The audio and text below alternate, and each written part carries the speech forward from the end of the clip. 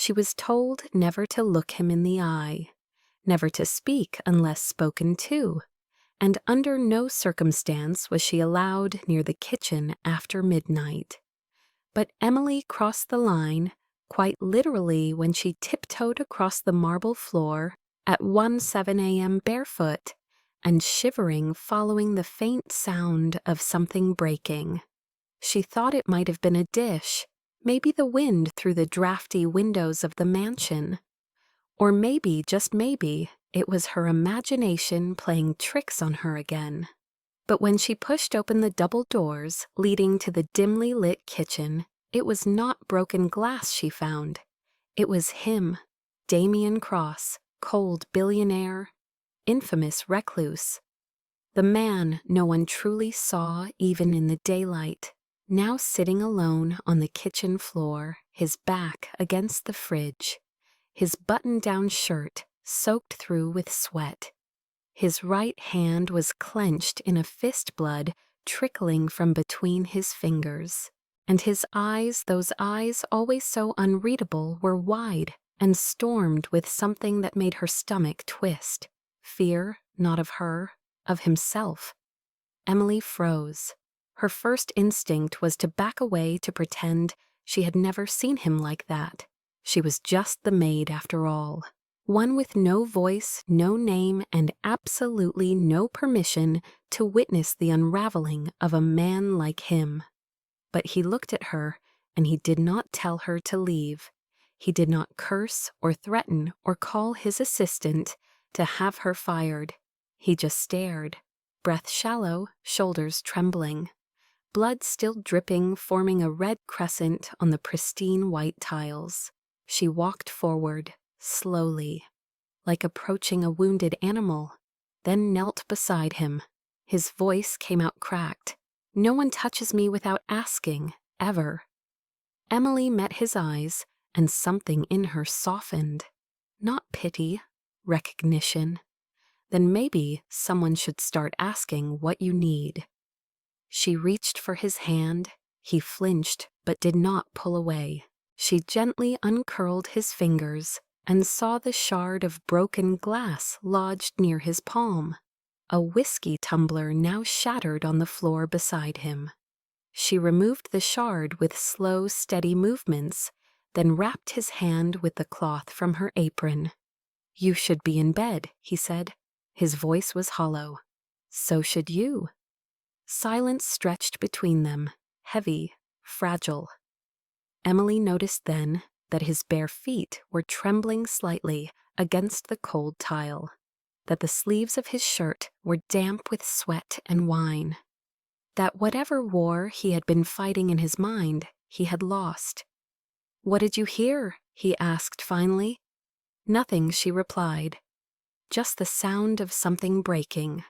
She expected him to laugh, or scoff, or tell her to get out, but instead he whispered, "That was me." She stayed on the floor with him for 5 full minutes before standing. She poured water into a glass, left it on the counter. Then she turned to leave. "Miss Hale," he said, using her name for the first time since she had arrived 2 weeks ago. "Yes, sir." His eyes lifted to hers again, and this time they were different, not cold, not distant, but pleading. "You saw too much tonight." She held her breath. "Then let me help carry some of it," she said quietly. And just like that, the distance between Billionaire and Maid shrank to something dangerous, something real. That night in the kitchen broke a rule neither of them had spoken aloud. But more than that, it broke the one thing Damien Cross had guarded more than his empire, his silence. Emily Hale had never seen a house so quiet. Not the kind of peaceful quiet that made you breathe easier, but the kind that made your skin prickle like the walls were holding their breath. The Cross estate sat on the cliffs above the Pacific, a fortress of glass and stone that looked like it belonged in a magazine, but felt like it had forgotten how to be a home. She had arrived 2 weeks earlier with a single suitcase and a contract in hand. No questions, no personal contact, no use of the upper levels unless instructed. Meals were to be prepared exactly as outlined by the private chef's weekly menu, even though the chef himself was only present 3 times a week. Emily's job was to maintain the kitchen, the guest rooms, the library, and most importantly, to remain invisible.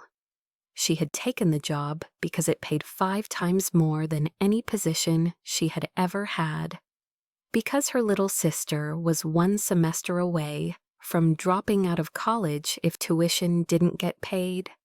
Because sometimes survival meant agreeing to things that felt beneath you and hoping your dignity would catch up later.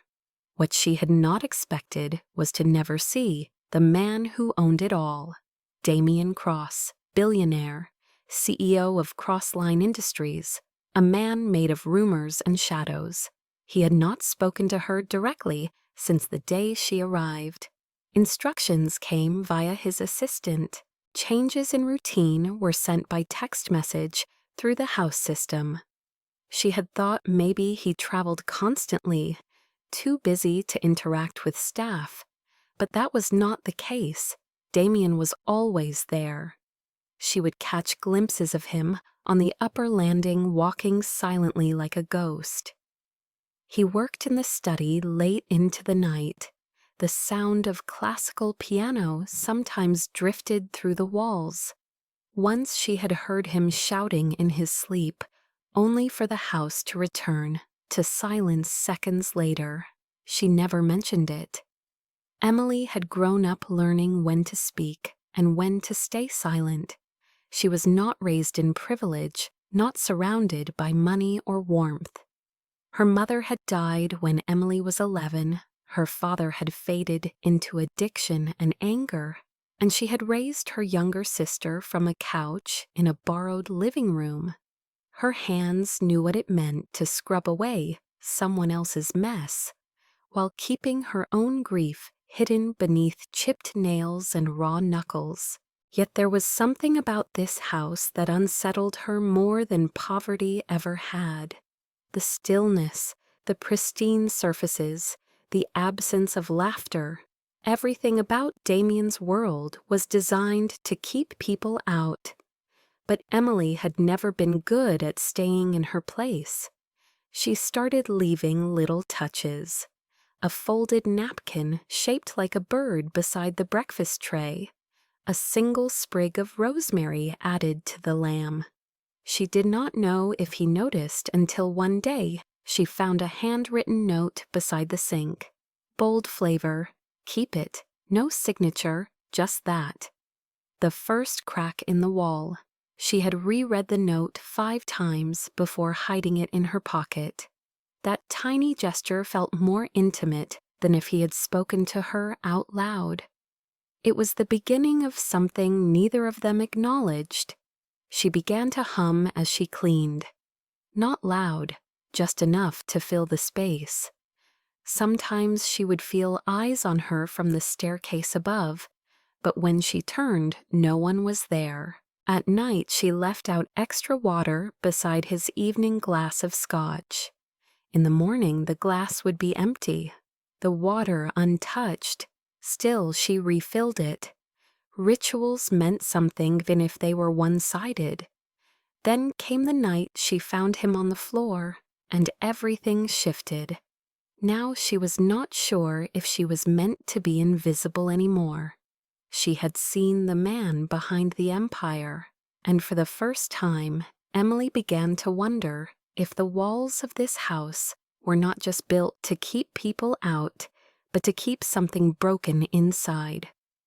Damien Cross had everything the world said should make a man untouchable: wealth, power, legacy. But Emily had seen the tremble in his hands, the blood on the floor, the way he looked at her not with authority, but with quiet devastation. She was not trained for this, not prepared for it, but maybe no one ever was. Some people were hired to clean messes, Others were born to see them clearly.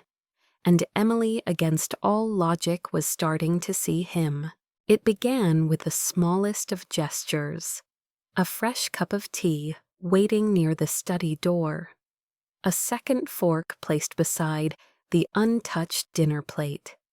Emily never said anything about it, and Damien never acknowledged the changes, but they both knew something had shifted. After that night in the kitchen, the air between them wasn't just stillness anymore. It pulsed, it noticed. She began to catch him lingering in doorways. Once he passed by the kitchen and paused longer than necessary as she chopped onions. Another time he stood by the large window in the hallway outside the library, as she dusted eyes not on the ocean beyond the glass, but on the way her fingers moved across the spines of the books. He never spoke, but his silence no longer felt like dismissal. It felt like restraint. Emily knew how to survive around men who held power. She had cleaned their penthouses, their summer homes, their corporate guest rooms. She had heard their laughter echoing from marble hallways and watched them pretend not to see the staff who folded their clothes and polished their cutlery. But Damien was different. He didn't pretend she wasn't there. He watched, quietly, unapologetically, and unlike the others he didn't touch, not even accidentally. One afternoon she slipped while reaching for a glass on the top shelf. He caught her elbow to steady her, and it was the first time his skin touched hers. The moment was brief, but her heart thudded for minutes afterward. His eyes had locked onto hers, and then just as quickly, he released her and left the room. She told herself not to read into it, told herself that silence didn't mean intimacy. But then came the piano. Late one night, she passed the open doors of the music room, and the notes hit her like memory. It was not the grand performance style playing she'd sometimes heard, echoing faintly from behind closed doors. It was hesitant, raw. She stood in the hallway and listened. Her breath held. And then quietly, she hummed the melody under her breath. She didn't realize he had heard until the music stopped. She turned to go embarrassed, but his voice called out low and steady, "Finish it." She froze, then hummed again. The song was one her mother used to play, on a broken keyboard they could never afford to fix. It had no name, just emotion. Damien resumed playing, matching her pitch, filling in the chords. For the next 3 minutes, neither of them saw each other, but the house filled with a sound that hadn't existed there in years. Connection. After that, the silences between them were no longer heavy. They were comfortable, necessary. And then he began coming into the kitchen, at first just to pass through, then to linger, then to sit. He would bring work, or so he claimed, and rest his laptop on the counter while she cooked. But Emily noticed how little typing he actually did. One evening, he asked her what she was making. She told him with a shy smile that it was her mother's stew. He asked her why it smelled like winter. She laughed and said, because hope always smells like rosemary and broth. He didn't laugh, but he smiled, a real one. And she realized then how rare a thing that smile must be. She started cooking without the formal menu. He didn't stop her. When the head chef returned and asked why someone had altered the spice levels in the salmon glaze, Damien said only I approved it. After that, no one questioned her kitchen again. One rainy Thursday, he entered the kitchen while she was cleaning up. His sleeves were rolled his tie loose, and he looked almost human. He picked up a dish towel and dried the plate she handed him. They worked side by side for 10 minutes without speaking. When they finished, She asked him if he always cleaned up after his own staff. He replied, "I don't. Just after those who save me from bleeding alone on cold tile." The honesty of it made her chest tighten. She should have walked away then, should have returned to the maid's quarters and reminded herself where the lines were drawn. But she stayed. Because some boundaries feel like prison walls and others like doors waiting to be opened. That night she left a slice of lemon cake in the fridge with a note, for nights when the silence gets too loud. The next morning the plate was empty. The note was gone. Days turned into weeks. His presence became part of her routine. He asked questions about her sister, about the neighborhood she grew up in, about what she used to cook before she had access to truffle oil and imported salt. In return, she asked nothing, not because she wasn't curious, but because she sensed that if he offered anything, it would be real. And if it was real, it could break something. Still, one evening, as they sat across the counter from each other, she asked, "Why don't you touch people?" Damien didn't flinch. He simply stared at the steam rising from his coffee, then said, "Because touch remembers." It was the answer of a man who had been touched once and lost too much because of it. She wanted to ask more but didn't. He looked up then, and for a second there was something fragile in his gaze. Then he stood, muttered good night, and disappeared. Emily stood in the quiet kitchen and tried not to name the ache in her chest. She wasn't supposed to fall for a man who owned everything she had never even dreamed of having. She wasn't supposed to see him as more than her employer. But there was a truth to late nights and shared meals. A truth in the way he looked at her sometimes, like he couldn't believe she was real. A truth that no contract could silence, and it was becoming harder to ignore. One morning she found a note inside the bread box. "I dreamed of music." "And your voice. Thank you. No name, no signature." But her hands trembled as she held it. Because Damien Cross didn't dream. Not until now. She hadn't touched him, not really. But somehow she had reached a place deeper than skin. And part of her was terrified, because touching someone like him, someone with scars buried under marble and steel, meant there would be a moment when he'd either pull you closer or push you away so hard it shattered you. And Emily Hale was not sure she'd survive either outcome. The first time she saw the portrait, it wasn't supposed to be visible. It was hidden behind a paneled door in the study, one she opened only because she had been tasked with organizing the bookshelves, and the assistant had said clearly that no room on the first floor was off limits. The painting was old, slightly damaged, the colors dark and faded, but the subject was unmistakable. A woman with soft eyes and an elegant smile, seated at a piano, her fingers suspended over the keys. There was a sadness in her expression, like the artist had captured the exact moment before her heart broke. Emily didn't need a label to know it was her. Damien's fiancée, Olivia. Her photo had once been in magazines next to headlines about weddings and empires and the perfect power couple. Emily had seen those stories, even if she had never followed them.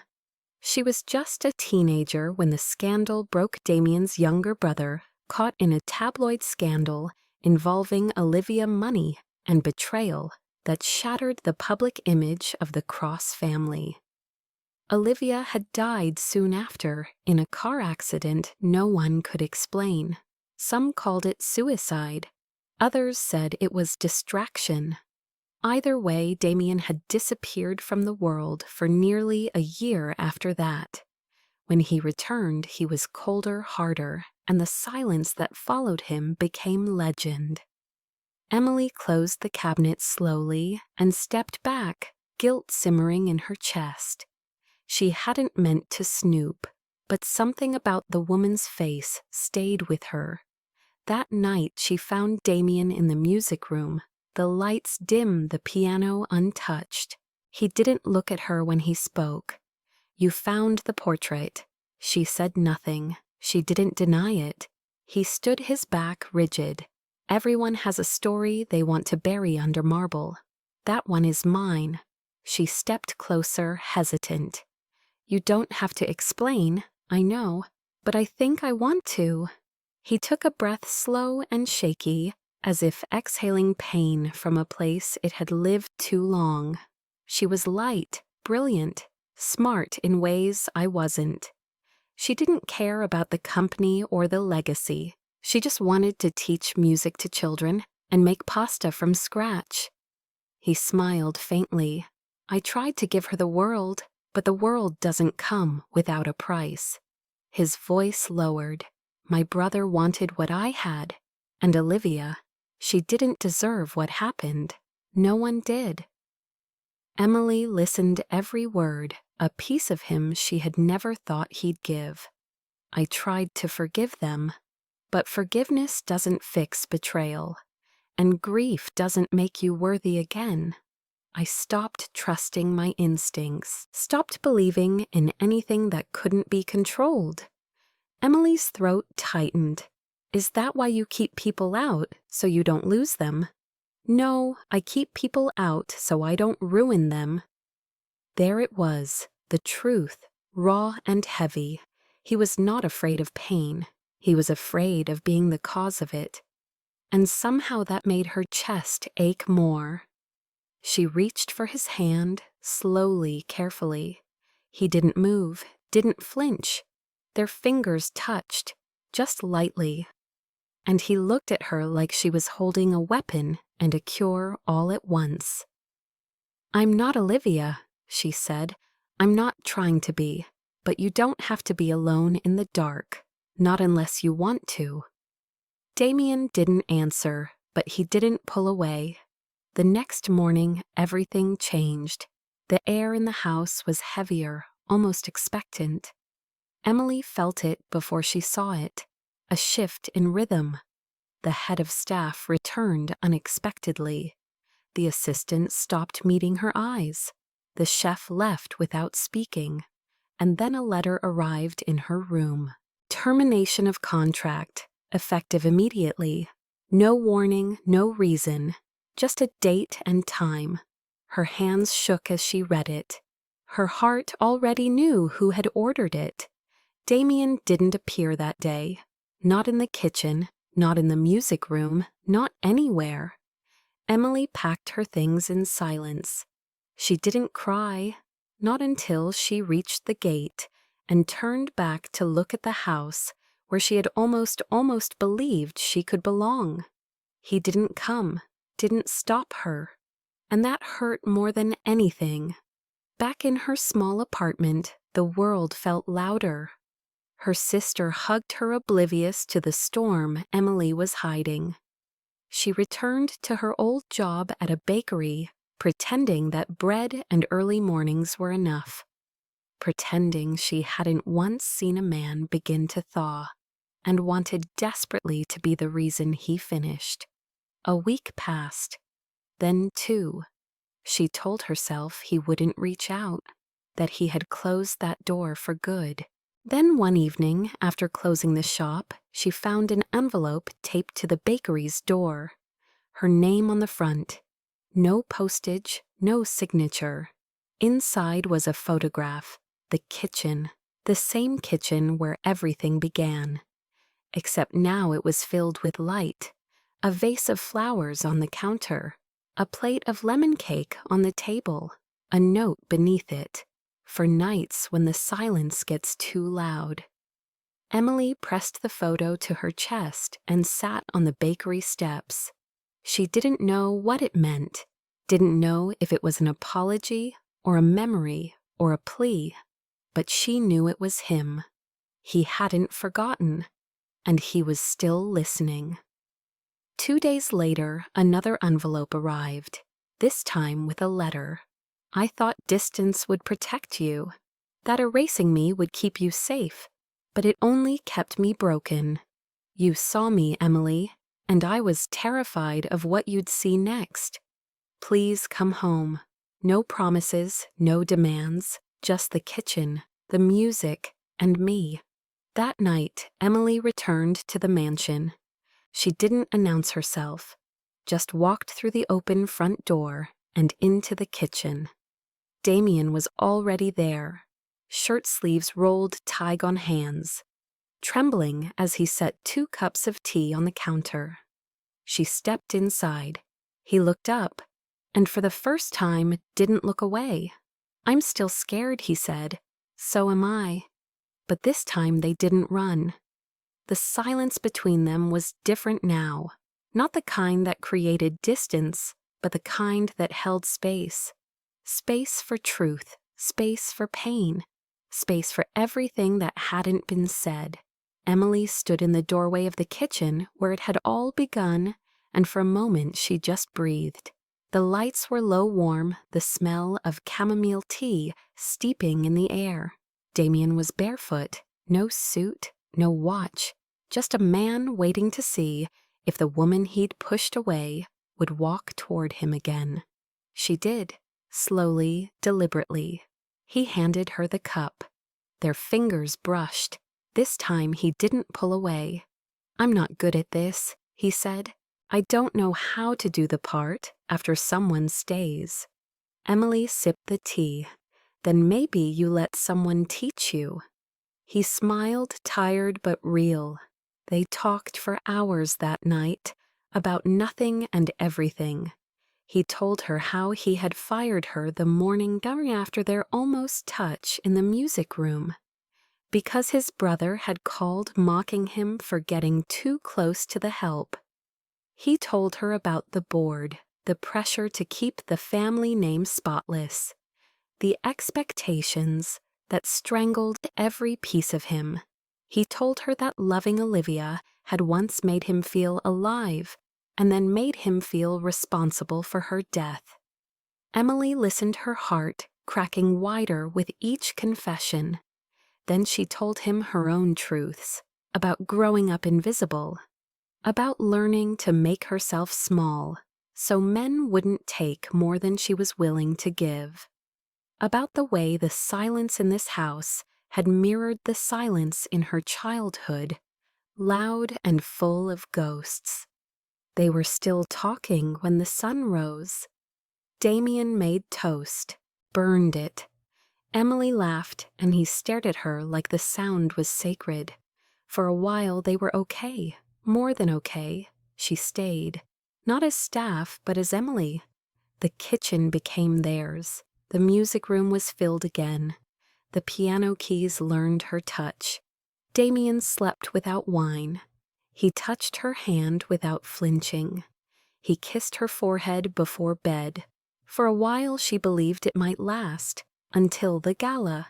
It was supposed to be the quietest event of the year, just board members and close investors. Emily didn't want to go. She hated crowds, hated the way people looked at her beside him, like she had borrowed a dress that didn't belong to her. But Damien had asked, and she had said yes because she wanted to believe that he wasn't ashamed. The room was full of glass and suits and polite smiles. Emily stood at his side, out of place but trying.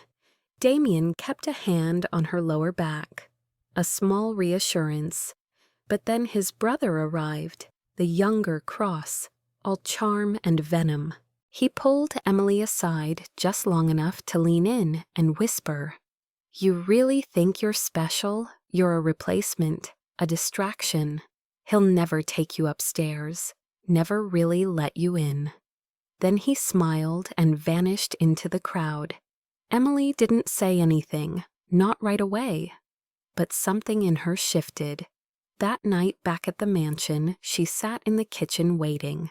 Damien came in, loosened his tie, and kissed her temple. She didn't lean in. "You told him," she said. "Told who what?" "Your brother. about us. Damien hesitated. He saw you at the bakery. He figured it out. I didn't confirm anything. You didn't have to. He said things tonight.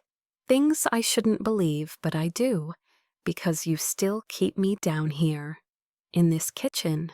Like this is the only place we're allowed to be real. Damien looked wounded. This kitchen is the only place I've ever been safe. That's not love, Damien. That's hiding. His jaw clenched. I'm trying, so am I. But I'm tired of pretending I'm just a moment in your day. I need to know if I'm part of your life. He didn't answer. She stood, pain rising in her chest. You can't love someone in private and keep them a secret in public. I'm not a shadow. He stepped forward, but she moved away. I don't want to be your safe space, Damien. I want to be your choice. The air between them broke. He reached for her, but her eyes were already wet. I thought I could survive loving you from the corner of your world. But it's not enough. Not when I've already seen what it could be. She walked out. He didn't follow. Not that night, not the next.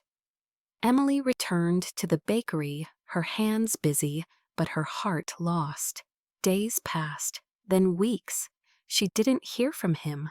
She thought maybe she had been wrong, that it had all meant more to her than to him. Until the night she saw the news. Damien Cross had resigned from his family's company. The entire board shocked. The headlines were merciless. Billionaire walks away from empire. No explanation, no successor named. Just a brief statement. Some things matter more than legacy. She didn't sleep that night. The next morning she arrived at the mansion. Heart pounding, the gates were open, the house quiet. The kitchen full of light. He was there, on one knee, no ring, just a book, a notebook. Inside every page filled. Each entry dated each one a moment. The first time you said, rosemary makes things taste like hope. The way your hands shake before you laugh. The song you hum when you think no one hears. You are not a maid. You are the only person who has ever looked at me and seen more than the damage. Emily dropped to her knees beside him. I'm still scared, he whispered. So am I, she said. But this time, let's be scared together. He kissed her. Not because the world allowed it, but because they finally had. The days that followed felt like borrowed time. They moved through the mansion like two people rediscovering how to live inside light. Damien no longer hid in the corners of his own home.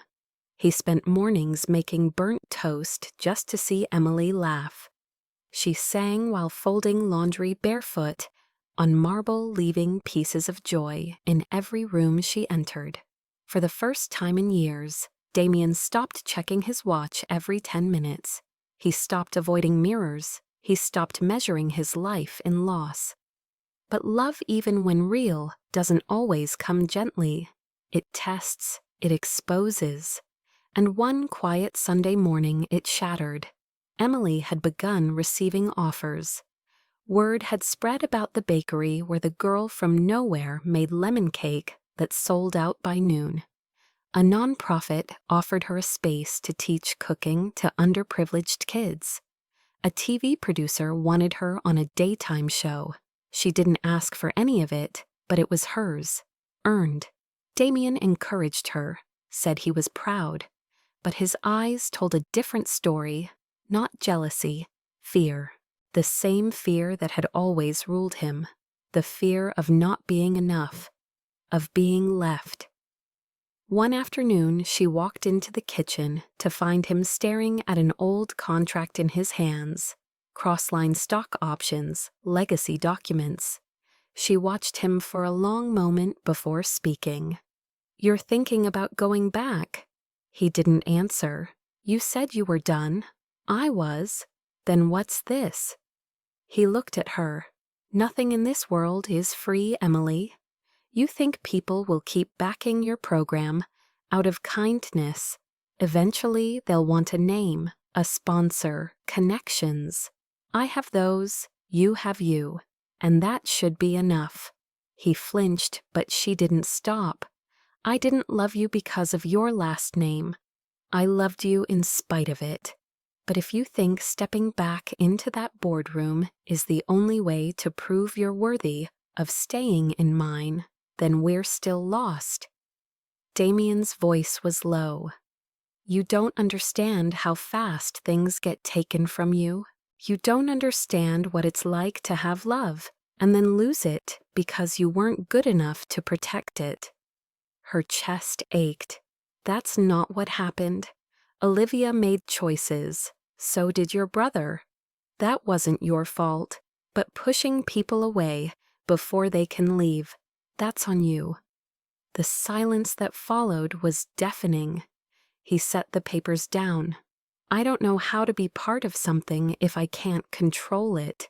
She stepped forward. Love isn't something you manage, Damien. It's something you feel, something you risk, and it's messy. I'm messy. I wake up late. I burn cookies. I sing off-key. But I'm here. I've always been here. He looked at her like he wanted to believe it, but didn't know how. Then the call came. His brother, press. A scandal resurfaced. Photos, fabricated emails. Emily's name attached to phrases like gold digger and maid turned mistress. Damien went cold. Not with her, but within himself. She tried to reach him, but he shut down. One evening, she found him sitting alone in the dark, phone in hand. We can fix it, she said. It's just noise. He didn't look at her. I asked them to retract your name. They refused. She knelt beside him. So what? Let them talk. They don't know us. He finally looked at her. But I do, and I know what this will do to you. Emily's voice shook. You don't get to decide that for me. He touched her face thumb, tracing her cheek. You gave me peace. I won't let the world ruin that. Her heart sank. What are you saying? He stood, walked to the window. I'm going to disappear again, for a while, until this dies down. You'll be free of the noise. You'll have space. She stood too, furious. Don't you dare. Don't you make me the excuse for your retreat. He turned. This isn't about retreat. It's about protection. It's about you. It's about fear, Damien. Yours, not mine. You think vanishing is noble. It's not. It's cowardice. I've fought every step to be seen, to be heard, and you want to erase me for my own good. I won't let you. His eyes welled. You'll hate me for this. Maybe. But I'll hate you more if you leave and call it love. That night he didn't sleep. Neither did she.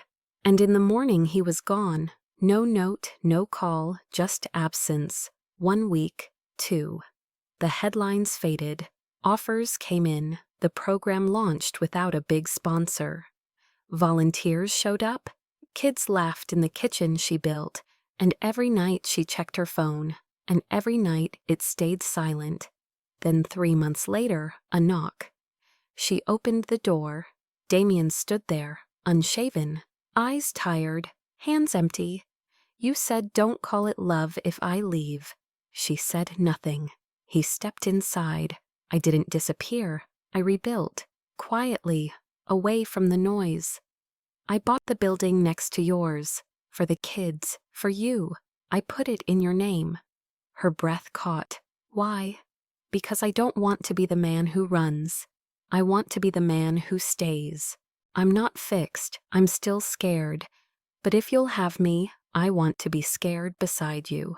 She didn't cry. Not then. She just walked into his arms. And finally, they both stayed. The kitchen was never just a place. Not for them. It was where fear softened into honesty, where silence gave way to music, where two broken people had discovered they could still feel. Months passed, and what once felt impossible became their rhythm. Damien no longer wore armor to breakfast. He stirred tea instead of checking stocks. Emily wore aprons splattered with sauce, her hair in a loose braid, her laughter echoing off marble walls that had forgotten how to carry warmth. The mansion no longer stood in quiet isolation. It pulsed with life. Twice a week, children from the community came to the adjoining building, the one he had quietly bought and gifted to her without conditions. They cooked in teams, spilled flour, burned muffins, and left with crumbs in their hair and confidence in their smiles. Emily taught them not just to follow recipes, but to listen to their instincts, to trust their hands. Damien helped too, sometimes in the background, sometimes sitting beside a boy who struggled with fractions, showing him how to measure sugar and time. He still wore his grief like a second skin, but he no longer let it define his presence. He let Emily touch it, soften it, name it. He laughed more now, not often, but when he did, it made the house feel like summer. One evening, as the sun dipped behind the cliffs, Emily sat beside him on the kitchen floor, legs tangled backs against the cabinet. The smell of roasted garlic lingered in the air. A quiet hum came from the music room. She looked at him, eyes soft. "Do you remember the first time I found you here?" He nodded. "You were barefoot, terrified. I thought you were going to fire me. I almost did. Why didn't you?"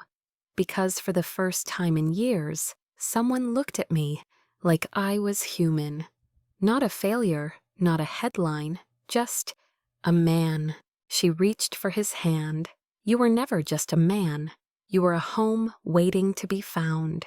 He squeezed her fingers. "I never thought love could come from the places we're told to avoid. Kitchens after midnight, broken glass, maids who sing while cleaning." Her smile was quiet. "I think love hides in places like that, waiting for someone brave enough to listen."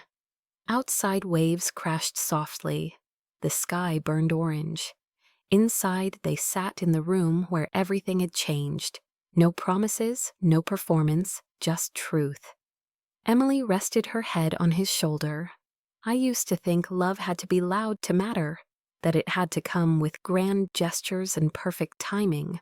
But now I think love is what stays, what grows, what heals." Damien kissed her temple.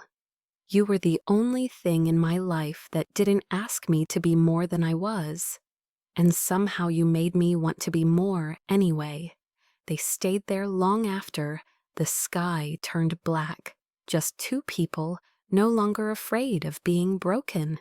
Because they had learned something no fortune, no name, no legacy could teach. That love is not the absence of pain, but the decision to stay, even when the echoes of the past still whisper. And that sometimes when everything else falls away, the most sacred kind of love is the one found in a quiet kitchen after midnight, when the world finally stops spinning and two people breathe as one.